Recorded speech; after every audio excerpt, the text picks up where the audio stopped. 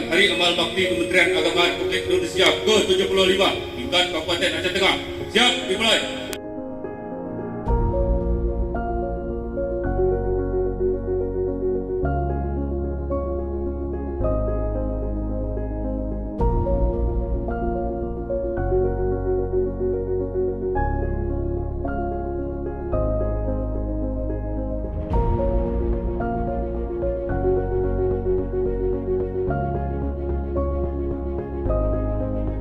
Undang-Undang Dasar Negara Republik Indonesia. Dan Hari Amal Bakti ke-75 Kementerian Agama Republik Indonesia. Dirgahayu 75 tahun Kementerian Agama.